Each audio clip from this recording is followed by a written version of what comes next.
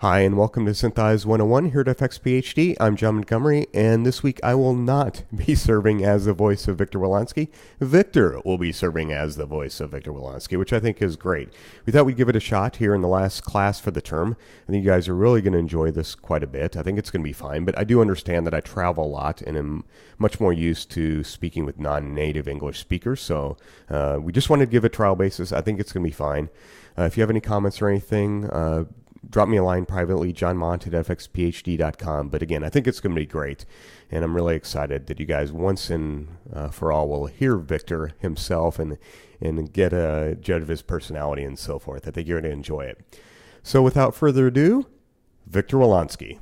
Hello and welcome to class 10 of syn101. This class is going to be a little bit different of the all the classes we did till now, because this time I'm not looking for a perfect solve. I'm just gonna use this shot that we have here that is actually a quite difficult shot to track and need a lot of work to get a perfect solution, a lot more work of what we can do in just one class. So I will leave the perfect solution for you to do as a homework. I'm just gonna guide you through a few new techniques that we can use, and that I found that this shot is a perfect shot to show you those techniques on syn101. So I will try to put all I can in the half hour that we have for this class, and again, it's not gonna be a perfect solve, but I think you're gonna love what you're gonna see, that it's gonna be very useful for you to know that you can do this kind of things with syn101. So let's start doing it. As usual, the first step is to crop this to the size we need to use. So let's do that. Reload everything in RAM. And so now I'm going to start creating the blips that we need for this. So but now we're going to do something a little bit different that we always do. I'm just going to blip this frame, and I'm going to click here in advance, and I'm going to check here the auto reblip, and then I'm going to change a little bit here the size of the biggest size that the features are gonna be look for.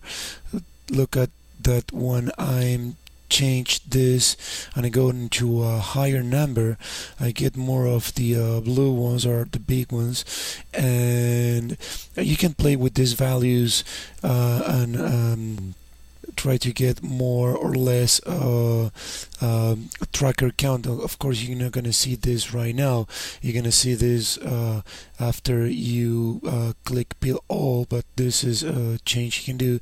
And then also, if you want to have a better view, you can change this in here and take a look at the background, a little bit blurred, and so it can help you to identify more frames.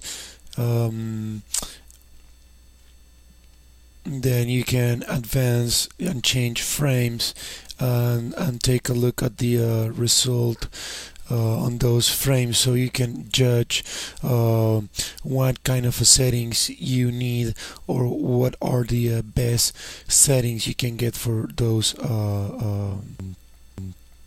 not frames, because well, these values are not values that you can animate, but I mean, you can try on different frames and find out what's the best setting you can get to get more blips that then can be converted into more actual features or trackers. So I'm gonna clear all these blips, and then I'm gonna hit blip all the frames, and just peel all, and I'm gonna get a lot of trackers. We are going to, of course, delete all the trackers that are on parts that are moving, so we can get trackers that are only on the parts that are not moving, so we can get a clean solve, at least to start getting what we think is going to be a clean solve. And on this shot is going to be a little bit problematic, so but let's start cleaning this up. Start cleaning up this. I'm gonna delete all these ones that are moving on this arm. Let's see what else we have in here. As you can see, I always do this way. I mean, it's faster, easier to just delete these trackers that I don't need, that rotoscope, the whole thing. It can take a lot of time, and this is actually pretty fast, and it works better for me, at least. I mean, if you want to rotoscope it, go ahead, but I consider it a waste of time. Be careful to always get rid of these trackers, like in this person that is moving here in the background, the hands in here, her head. You can keep this one here on her arm, because she is not moving it. She actually is resting on this computer, so it's not moving. The same with this one here on her belly, is not moving, so you can keep this one, but delete this other one here. Then be careful with these ones that you have here on this section of this weird thing that I don't know what it is. But at scan IC here, I think this is result of two things are on different planes are intersecting, so that will give us a false position. Sorry, not those two. I mean, these ones. That is like a little light that you can see through.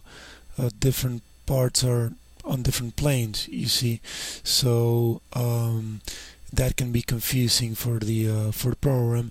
And then remember, we have here, for example, this tracker 23. In this case, that is good for a few frames, but the first frames are not good. So remember to do the same we do always. Just come here, open it, change to the reverse direction, and turn it off, and then just close it again. What else? This tracker here is result of the intersection of two. Clearly, we can see it's the intersection of two objects are in different planes, so we have to get rid of it too. On his head, that is wrong. This one here too is, if you take a look, is it's moving weird on the wrong direction, so we gotta get rid of that one too. Again, we have another one here, tracker 44, that's wrong too. Well, you can find out a lot more trackers that are probably bad. This is what I'm using right now, and I'm gonna start solving this, and then I will find out more trackers that are bad, and I will be deleting those ones. You have seen that on almost all the other classes that I've been doing lately, I'm correcting a little bit of the lens distortion, even if I'm not using a lens distortion compensation at the end, just to have in mind what that lens distortion is, so I can get a better solution. Well, in this case, I'm opting for not doing it, because the the shot has a zoom, and when we have a zoom, the amount of less distortion that we have on each frame change. And I don't have a way to do it on this program to have an animated lens distortion correction. So as this lens distortion is not so big, and as I told you, I'm not looking for a perfect solution in this case right now. I'm not gonna go after that, and if I needed to do that, probably will need to correct the lens distortion of this shot on another software, and then bring it in here, free of lens distortion, which can be a little bit complicated because we do not have information of exactly on which frame the zooms start, on which frame the zooms stop, and from which values goes from frame to frame. So that can be a little bit tricky and quite difficult to work with. So I'm not gonna try to fix that or work with that right now, as I'm absolutely sure that I will find some troubles in here with this solution. What I'm gonna do right now is I'm not gonna work the full sequence as a whole piece. Okay, I'm just gonna start working with the beginning of the shot. So in order to do that, I'm gonna come here where it says edit shot, and I'm gonna tell the software that it's gonna go from frame 0 to frame 80.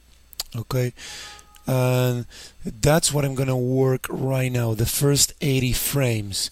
So we need to be sure that we click here the zoom lens, so the program knows that it have a zooms that is changing here from frame to frame.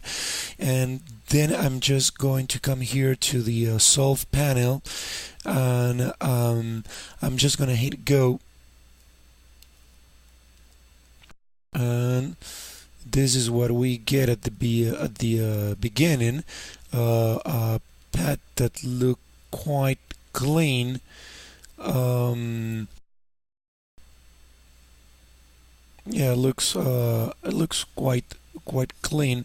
If we go to our graphic editor and switch to curves, and then we go to camera and objects, camera 1, and click everything, so we can just take a look to the solved pad, the field of view. Then we're gonna see that actually we have here a field of view that is changing on every frame. And if we zoom here, we're going to see that we have a lot of noise here. This is caused by the field of view changing, and this little change in the pad in the beginning also. But we're gonna take care of this later on as we advance, and we're gonna keep this as it is for now. And we navigate and take a look at our camera. We can actually see that the field of view is being animated, and the kind of a pad that we have that actually seems to be like what the real camera is doing. And we already have point cloud that could be something similar to what we really have in here.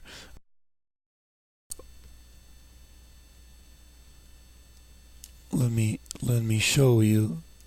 We clearly see here like this corridor with the this robotic arm is moving, so this seems to be quite good. So let's keep solving and adding more frames. So we can just go to the shot, edit shot, add a few more frames, and Just be sure when you add more frames to do the same here on the queue length, to add more frames so they can be loaded in memory. And now we can change here from automatic to refine. What this will do is add more frames to the solution without touching the first part of the solution.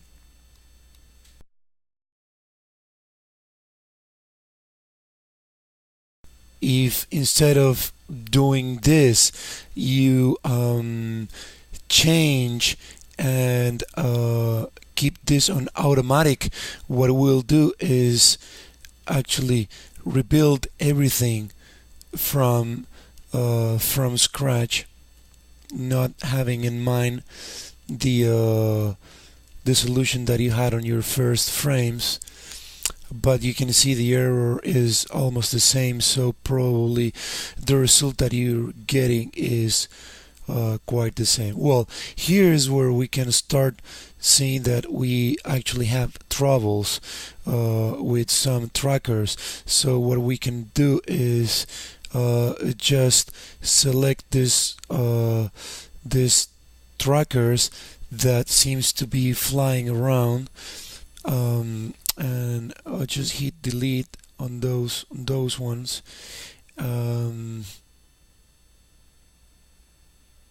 Okay, and hit go again.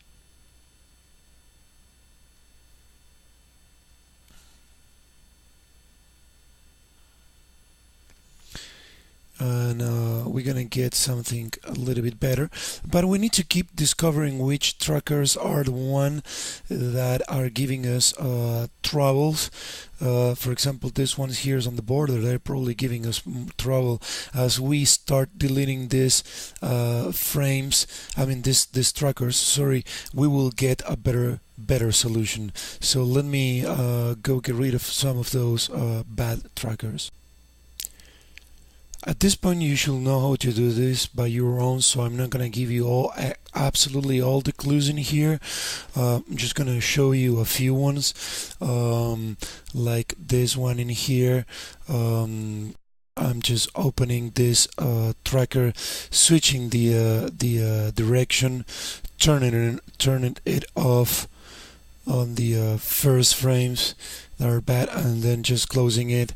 Then this tracker here that it's I don't know, absolutely out of place. It's on a reflection actually, so I don't want it. And hitting go again. And you're probably going to have to hit go again and again and again several times. As you're deleting bad trackers, you will get a better error here, a lower error, and the point cloud is going to start looking more and more as what it should be, and you will see less flying points. Don't delete all the flying points like the ones you see here on the beginning, because they may get fixed when we get more frames. Remember that they are just trackers on these points in here. We have not solved all the frames after this. We have like 150 more frames, and this could get better when you add more frames. So don't go ahead and delete those right now. Wait a little bit till you find out if they're really good or not.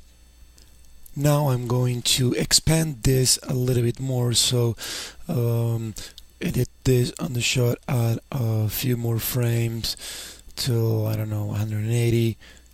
Be sure to have here those extra frames, so now we have a little bit more zoom.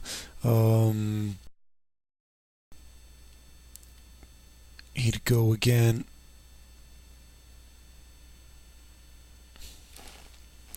And we may be facing here a little bit of trouble. Let's see.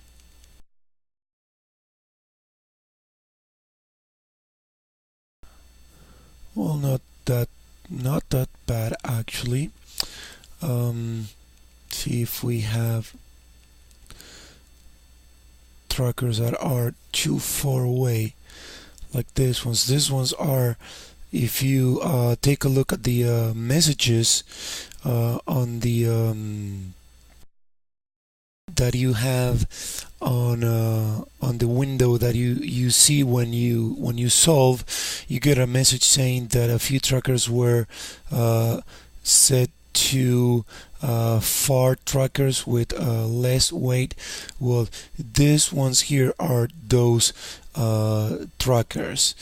So, but I actually think that these trackers can be good ones for what I can see. So I don't want to delete these ones, but I probably will delete this one here. Let me sorry, you have to be on camera, on automatic, to be able to delete. I probably going to delete this one, or it can be the same, that you need more frames to get something good out of it. This one doesn't seems to be tracking on a good pattern.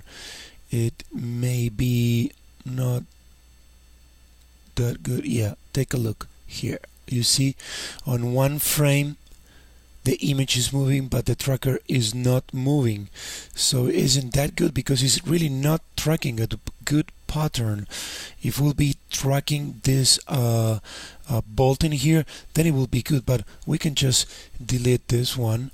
Come to the blip panel and take a look if we have a tracker on that bolt.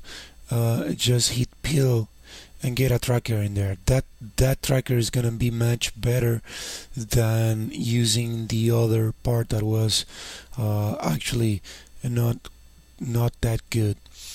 So let me hit solve again, get and see if I get something better. You will hit solve on this shot many times. Good that is fast on this program, so we can be doing changes and hit solve every single time. And I'm going to expand till the end now. So shot, edit, shot, just go till the end, both places. Let this load.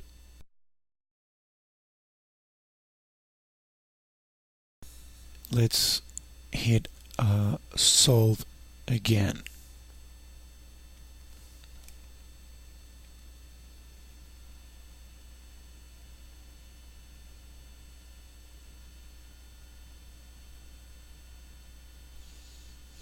This time is taking a little bit more time, but anyway, it still is pretty fast. I don't see any weird trackers too far, so sometimes that is a good sign. And the path I'm getting, yeah, I know it's very shaky, but we will fix that pretty soon. Let me see if I get a lot of weird points. Sometimes, those points that are flying around, they can just be ignored or deleted. You have to learn to judge that. Right now I see one here that I don't want. This is getting fixed to I don't know how this gets fixed in there. I mean, I don't see enough detail for this to get fixed in there, so I'm gonna delete it. There is no clear pattern there. The same with these ones on these cables. They're fixing it to highlight on this plastic, so I'm going to delete those two. And here go again.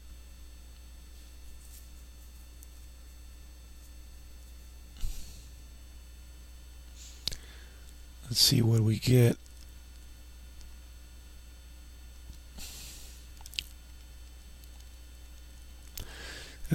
Don't worry about all this, we will fix it pretty soon.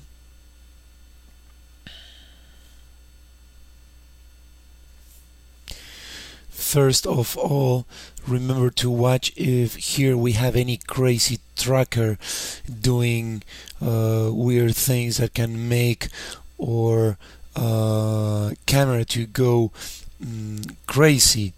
Right now I see one here,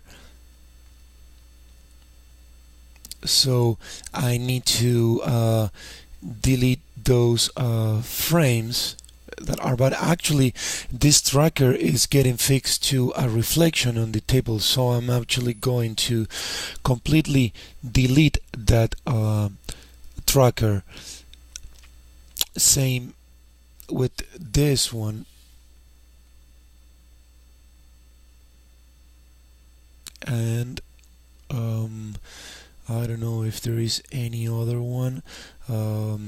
You can always use the technique of looking for spikes on the curves of each tracking and find out which trackers are the bad ones using that technique too. So let me switch to refine and take a look to what happened with my pad after deleting that. Where it went? Where is? Okay, here it is. Again. Okay. We have now the changes on our pad are less pronounced than before. This was still probably here, so now it's a little bit less. So I just keep trying to find more bad trackers and fix it. I will do that on my own and come back and then show you another few tricks. Now that I deleted all the bad trackers I could find, I need to try to make this pad smoother. So how can I do that? If we take a look on our curves and we look for the field of view curve and we zoom in here, we will find that we have a lot of noise between each frame on the this pad of the field of view. So we can use a script that comes with the program that is filter the field of view. I will use it twice. This will reduce the noise between frames. Okay, and now that I did this, I'm gonna start using this curve as a seed path. This will be moved from here to here. A seed path means that it's a seed path means that it's a path that you actually already trust and you want to keep.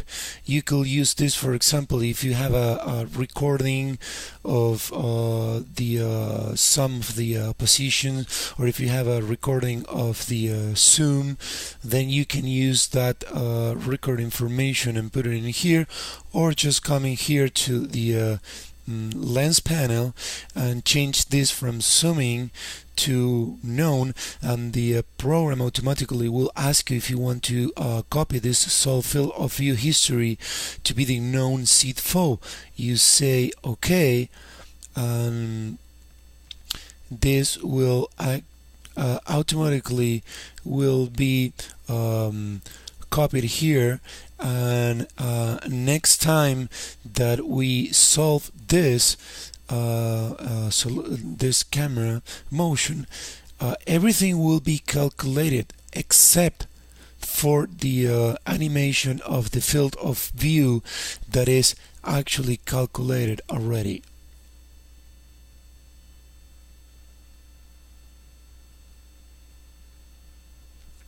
This means that we can alter this path by ourselves.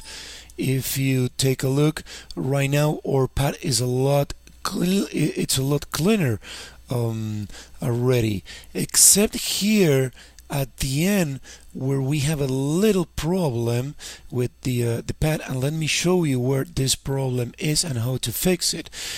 So we know that the camera at the beginning is actually not having this motion that we see here on the pad, right?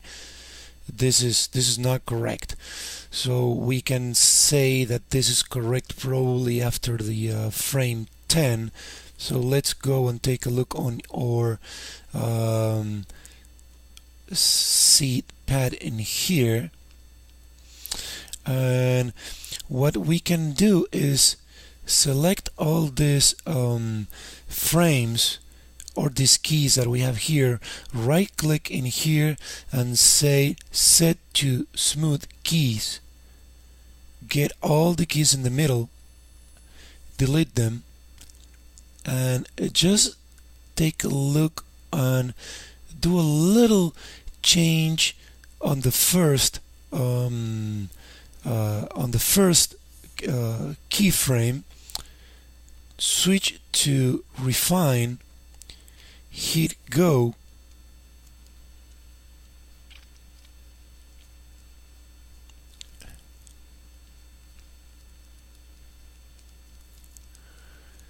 and we are getting closer, right? Probably we can move this key a little bit down a little bit more.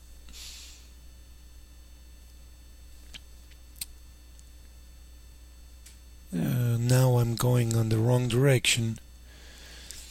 Probably should be there. And well, like I told you, I'm not looking here to get a perfect solution, but to try to show you a few new techniques on this and how you can use these curves as a seat path for the lens on the field of view and correct it manually. I will add a key around here and then move it a little bit down. Here go again. Well, it's in the other direction, as we can see. Here go again. And we're getting really closer to what our motion should be. So I think this is a very clear explanation of how you can manually affect the overall solution, just adding one or two keys and doing a little bit of manual intervention on this. And now something else that I can do to finally get better and softer pad in here is I just select absolutely all the trackers we have and come to the track panel, open them, and just hit finalize. Select how many frames I want to have to smooth their motion. Don't put a lot of power in here, because if you put a lot of power, you probably will end drifting. Now they are closed, and I'm just going to refine again, and now my pad is even cleaner of what it was before.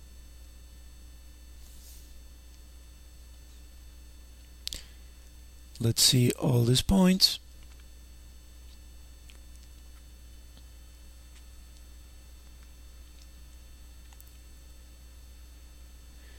It seems to be quite good.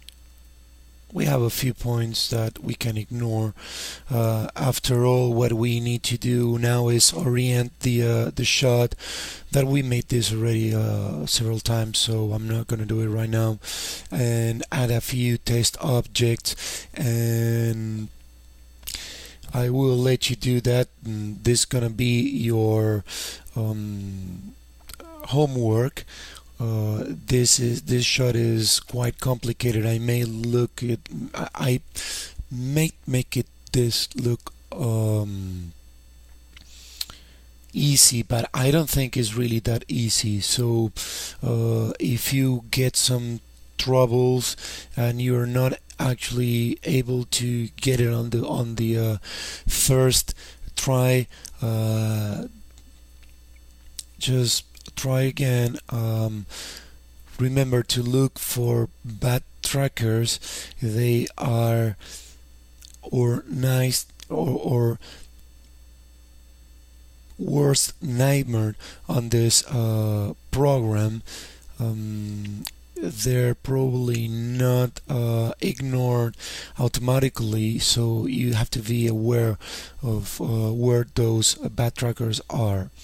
So, well, I hope you enjoyed this last few tricks of this last class of this term, and this is just a little advance to let you see what kind of complicated shots we're going to see the next term, and how complicated we can go.